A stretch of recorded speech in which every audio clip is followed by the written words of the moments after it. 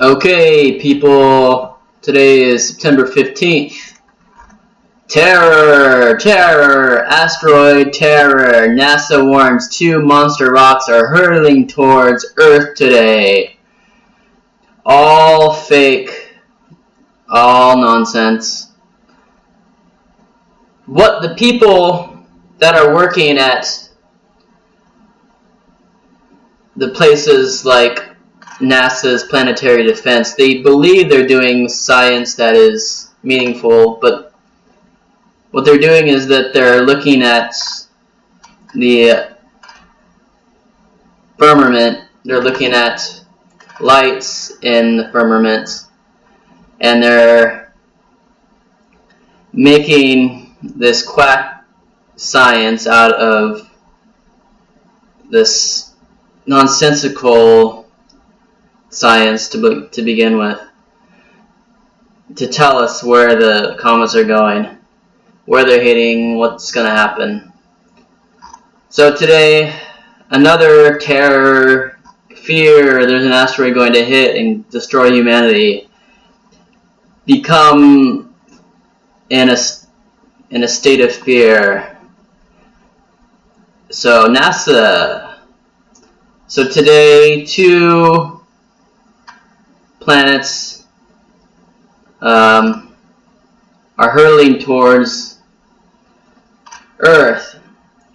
Lindley Johnson, a NASA planetary defense officer, said these asteroids have been well observed since 2000, others since 2010. Their orbits are very well known. Both of these asteroids are passing at about 14 lunar distances from the Earth, or about 3.5 million miles away. But small asteroids pass by Earth this close all the time. The first asteroid named 2010-01 will pass closest to Earth Saturday morning. So look at all this fear mongering they got here. Boom! Boom! Asteroids are gonna hit. Oh! They've been classified as medium asteroids. So let's see, what else do they say about it. This is the larger of the 2 asteroids. People, wake up. Asteroids do not exist. There is nothing beyond our firmament.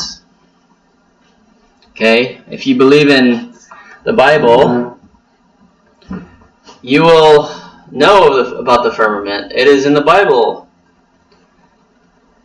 It is a firm, hence the name firmament.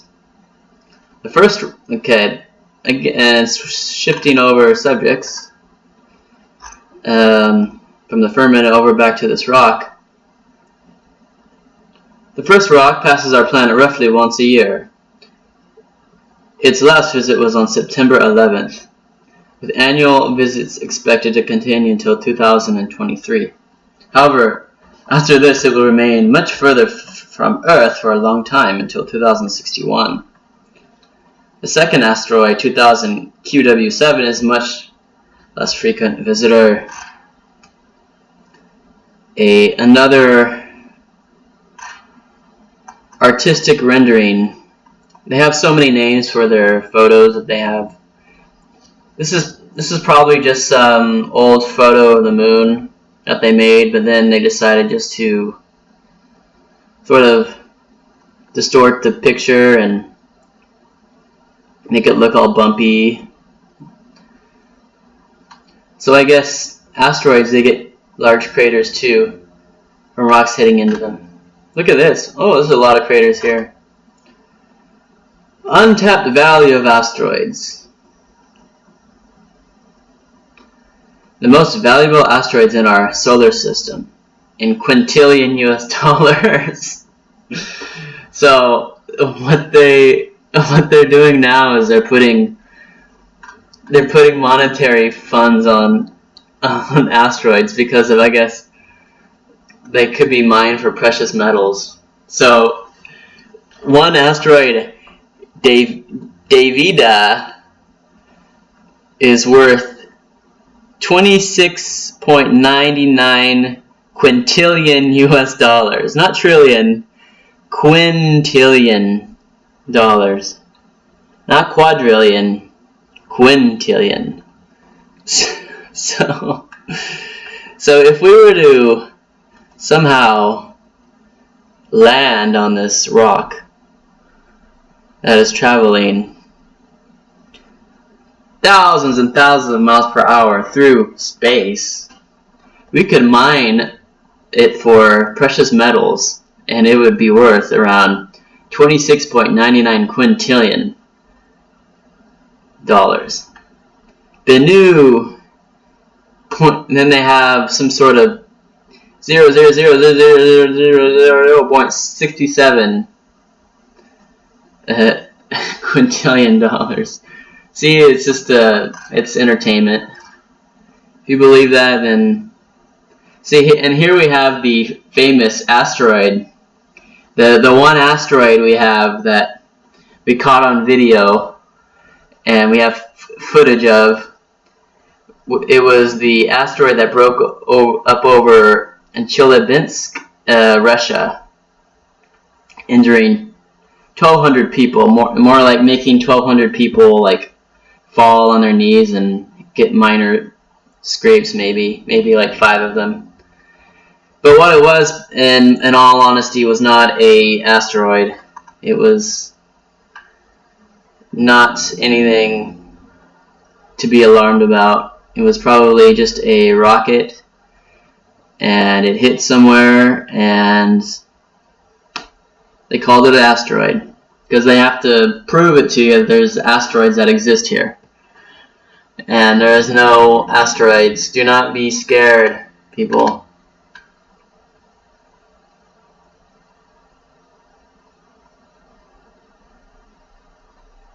In February 2013, as asteroid broke over Chelyabinsk in Russia, injuring 1,200 and damaging 7,000 buildings. The asteroid in question was approximately the size of a 6-story building. So, yeah, you get tired of telling people, and then they comment on your channel, this is a joke, blah blah blah. You have no idea what you're talking about. Yeah, seeing the comments is just, it's sad. People haven't opened their third eye. They don't understand the spiritual nature of this plane. Okay. So let's see here. What else is going on? So here we have the NASA rings with Saturn. It's all baloney, basically. And we have a Earth views from space station. So let's check this out. Probably not working. Oh, it's YouTube. Okay. Let's see what's going on. Of course, it's not working because there's no such thing as space. And there's no rotating space station. It is with regret that we must inform you that the ISS HDEV payload has reached end of life. Content for this web stream is being assessed and will be available in the near future. Blah blah blah. Bull snake. Black hole reverberates suggest the cosmic beasts are as bald as cue balls. Why carbon dioxide has such outsized influence on Earth climate. Chandrayaan-2 hopes fading as window of opportunity to relink with lander closing in. So they're closing in basically on their hopes. They're of trying to bring back communication with the Chandrayaan. Now, Prime Minister Modi's presence at ISRO may have brought bad luck. Oh my gosh, bad luck. The Prime Minister showed up, it was bad luck. 2 studies, 1 planet, inside a race to discover a water vapor world. Total nonsense, people. This is all a joke. There's no such thing as outer space. Cross that off your list. Stick with stuff you can see and do, like computers. Computers are real. Computer science is real for the most part. Bizarre comet from another star system just spotted. Yeah, sure. Sure it is from another star system. Not.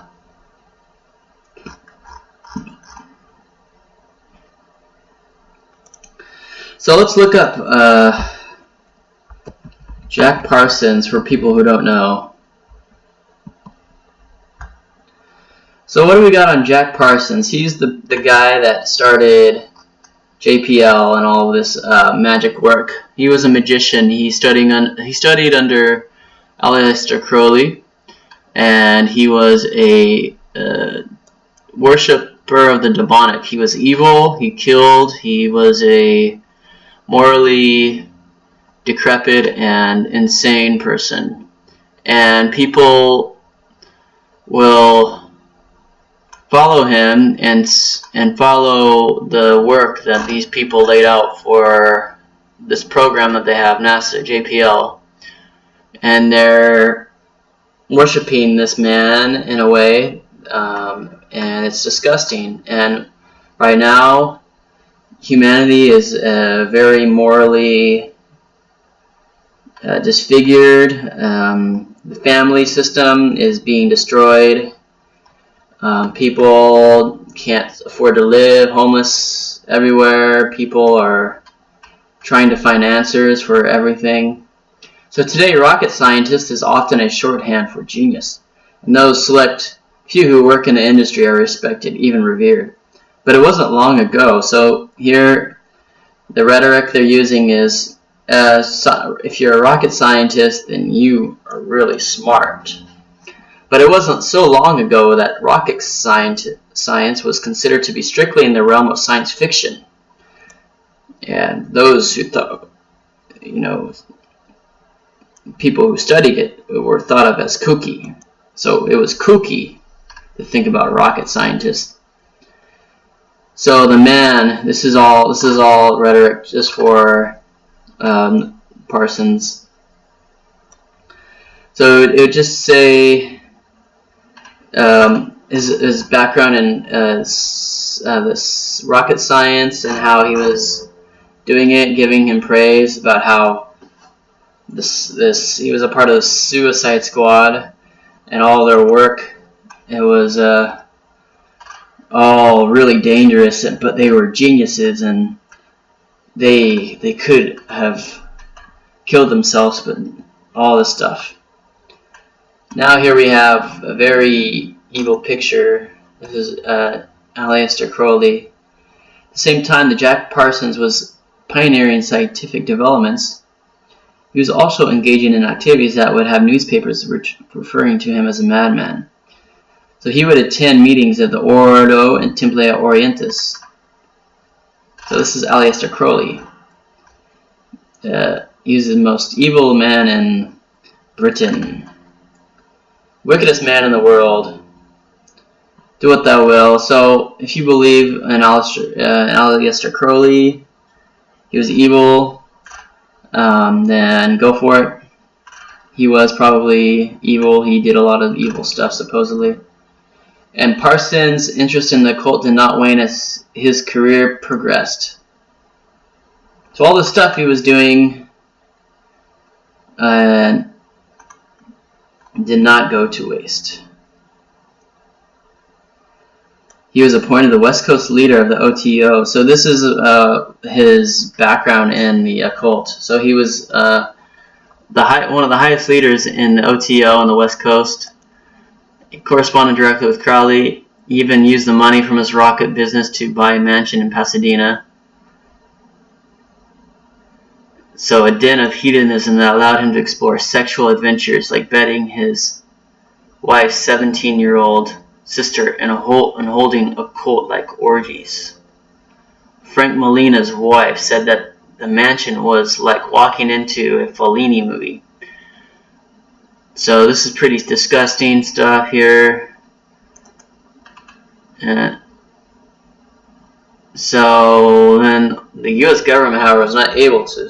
No, so now the U.S. government. So now they throw in, ooh, the U.S. government. So the FBI, the U.S. government, they're surveilling Parsons more closely. Suddenly, the quirks and behaviors that had made him always marked his life became a liability. Blah blah blah blah blah. Without work, Jack Parsons buried himself even deeper. Then things took off for the worse. The former scientist became acquainted with the science fiction writer L. Ron Hubbard. Hubbard encouraged Parsons to attempt to summon an actual goddess to Earth in an outlandish ritual that involved ritual chanting, drawing occult symbols in the air with swords, dripping animal blood on runes, and masturbating in order to impregnate magical tablets. This prompted even Crowley to dismiss Parsons as a weak fool. However, Hubbard soon vanished with Parsons' girlfriend, Sarah Northrup, and a significant sum of his money. So, yeah, this is it. Then he died. Then during the onset Red Scare, so you have to see through all this stuff. I mean, he was a part of some pretty disgusting stuff here. And this is the guy that, you know, the NASA boosts, they named stuff after him. And it's all ran by the occult. So on June 17th, this is his death. 1952, Jack Parsons was working on explosives for a film project in his home when an unplanned detonator destroyed the lab and killed him. The 37-year-old was found with broken bones, a missing right forearm, and half his face nearly ripped off. So, supposedly, it was just an accident. So, who knows exactly what happened. So, they both were into sex magic. Crowley and Parsons, all into psychedelics. They were into disgusting acts, ritual-like sacrifices. Crowley, I believe, was in human sacrifice. They're all disgusting, and the powers that be and the energies that be promote this, because we're all basically an energy. Our minds are an energy, and we've been so dumbed down to lose our humanity. We've lost our human nature that we allow things like this to happen. We allow the demonic energies to run our world now. Okay? So you have to understand this is wrong. So you have to know what's right and what's wrong. Okay?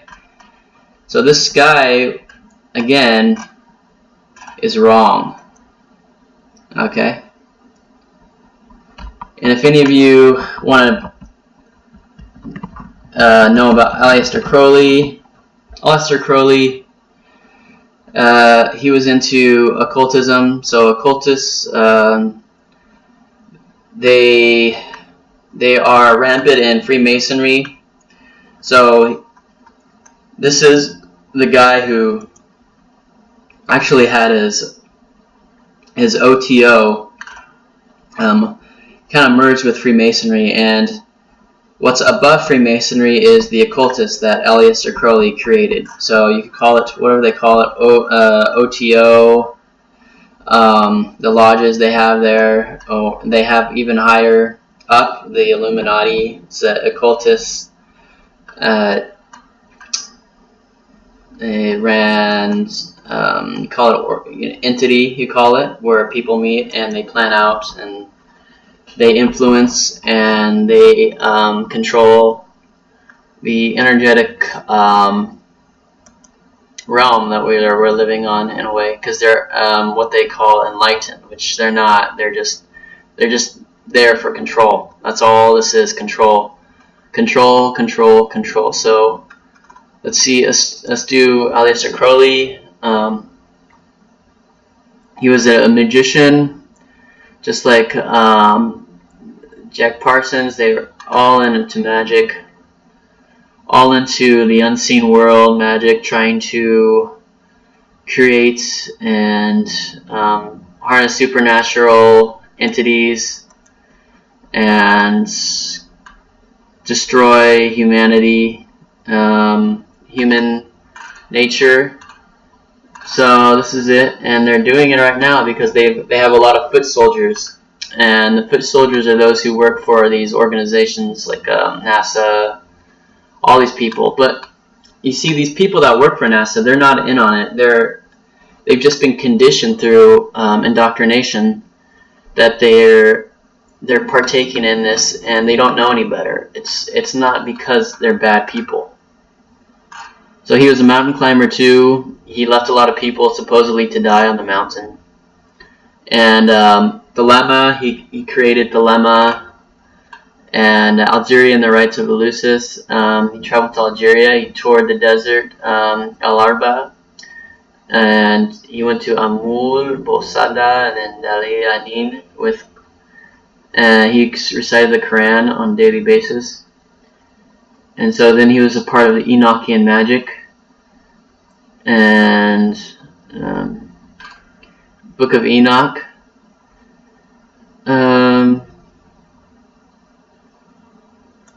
So he conjured demons supposedly, Coranzon, considering the result to be a watershed in his magic career.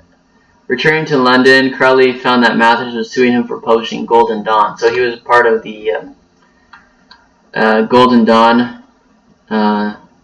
His kind of this entity he created. Golden Dawn was where he put all of his writings and his knowledge into the order there. And so then finally, he got older, definitely. Believed in the object. He believed in existence of magic, but he spelled it with a K. So this is where his magic is. This is where what people are doing. Sexuality played an important role in Crowley's ideas about magic, and has been described as being central to Dilemma. So Dilemma is a lot about sexuality. He was very sexual guy. He would have orgies and he would have sex at parties, all this stuff. And he was very demonic. He had a demonic entity with him in him, and he was very, very, very evil. So BBC, as they are demonic, satanic, they placed him as as influential of the Britons, and he inspired people, like a lot of demonic bands sold their soul to Satan, like Led Zeppelin, the Beatles, all these demonic entities that use music to influence young people through music. And L. Ron Hubbard, demonic, all these people, demonic, this demonic structure of this realm. And I hope it can somehow end soon. And YouTube's blocking a lot of the stuff that people like I'm saying. If you talk about the structure, the satanic structure, then a lot of times your channel will get banned. It's the part of it. If you're not a part of the club, and you're speaking about this stuff, then you will get banned. Okay, so hopefully you got something out of this, and hopefully you can check out more of my videos and subscribe and like this video. Thank you.